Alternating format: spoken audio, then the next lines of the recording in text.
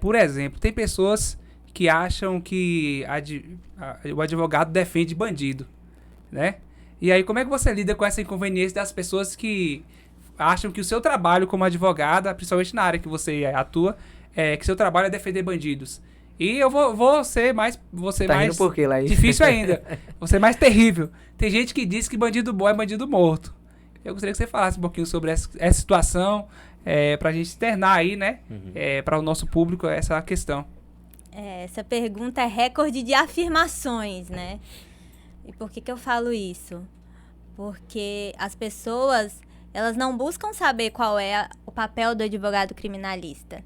Elas fazem um pré-julgamento baseado nas coisas que elas escutam da mídia, baseado no que elas veem, e não entendem realmente qual é a função de um advogado na sociedade.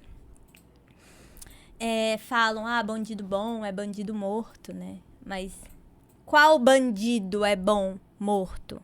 Um desafeto seu? Uma pessoa que você não conhece? Porque certamente, se for o seu pai que bate na sua mãe, se for sua mãe que furta uma joalheria, se for um irmão seu, se for um primo, se for um amigo, certamente você não vai querer impunidade para ele. Mas você vai querer que ele pague pelos crimes que ele cometeu vivo. De forma justa. De forma justa. E que ele esteja vivo. Então, não funciona essa ideia de bandido bom ser bandido morto, porque quem perde com isso é a própria sociedade. Bandido bom é bandido ressocializado, recuperado. A gente criou uma tendência no pensamento de que uma pessoa ela já nasce criminosa. E não, as pessoas elas se tornam criminosas. E da mesma forma que elas se tornam, elas podem deixar de ser. Só que a gente precisa oportunizar isso. A gente precisa acreditar que essas pessoas elas podem ser meios de mudança. Então, não funciona na minha cabeça essa ideia de que bandido bom é bandido morto. E a outra pergunta, a afirmação, né? Se advogado defende bandido. Não. Advogado, ele não defende bandido, ele não defende o crime e ele não quer a impunidade. O advogado, ele defende o direito que qualquer cidadão, seja inocente ou culpado, tem. Então, independe a condição. A pessoa que está sendo acusada de um crime, não necessariamente ela cometeu um crime.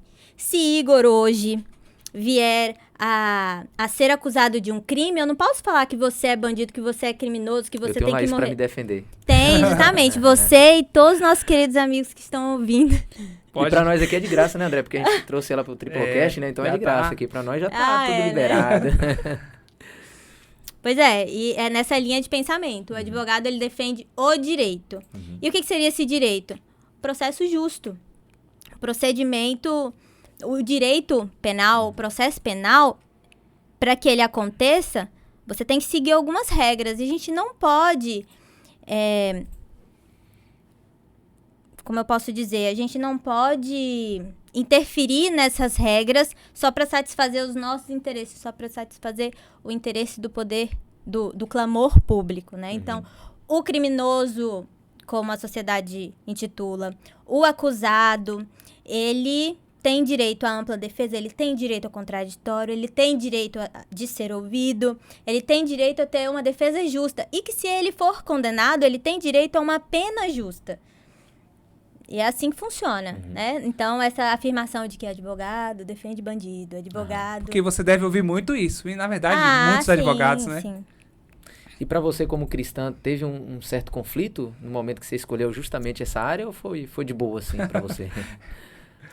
Não, nunca tive nenhum conflito a respeito da minha fé. Talvez a minha insegurança em ingressar nessa área, inicialmente, né, quando eu estava na faculdade, foi mesmo dos julgamentos das pessoas. Sim.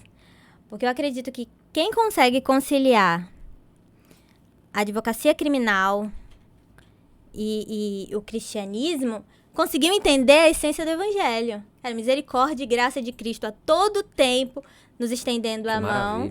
E eu, como mera pecadora, tenho que apontar o dedo do meu irmão e falar, não, você não é digno de de graça, você não é digno de misericórdia, de perdão, você tem que morrer. Agora eu não. O meu pecado é sempre infinitamente menor do que o seu. Então foi de Nossa, boa, né?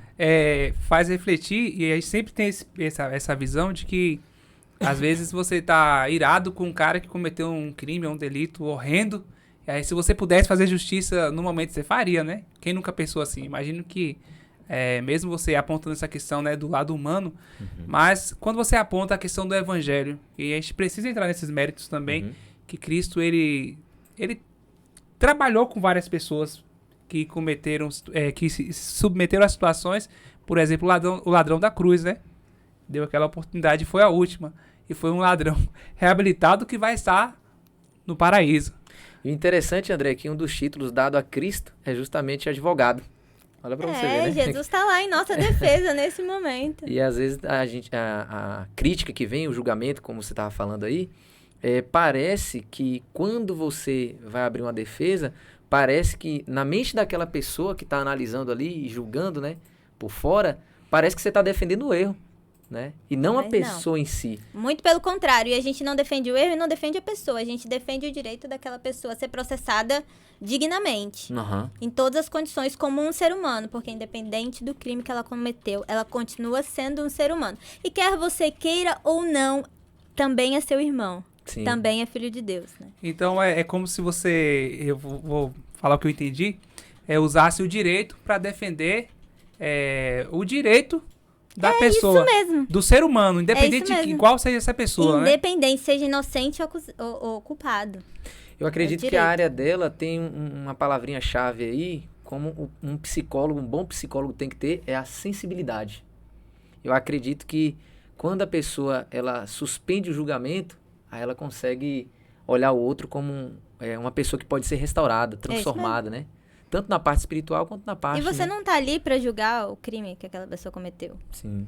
Até porque o advogado ele não tem poder de julgar nada. Quem Uhum. tem a caneta ali, quem dá a canetada é o juiz. É o juiz. A gente vai só analisar e ali fiscalizar pra ver se as regras do jogo estarão sendo aplicadas. Eu tô rindo aqui que eu tô imaginando Laís diante do juiz em uma causa, né, representando alguém. É um negócio que eu gosto, assisto alguns filmes, né, que tem um tribunal, um júri e tal. Já tá montando a cena aí E com na Laís, verdade você, como advogada, ou um advogado, ele vai ter que usar o direito, usar o conhecimento e apresentar de forma enfática o que ele tem como defesa ou como acusação. E é isso que vai trazer o convencimento do júri e do juiz, né, de certa forma, para que a causa seja levantada e chegada a uma conclusão. Muito bacana isso, viu?